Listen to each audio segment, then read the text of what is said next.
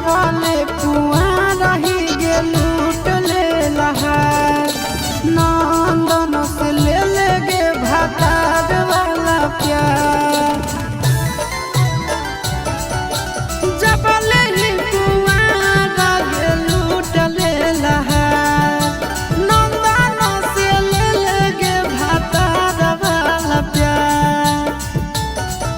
बड़ी दे तो मजा से चिंटू राजा खरिहानी के घास छीलता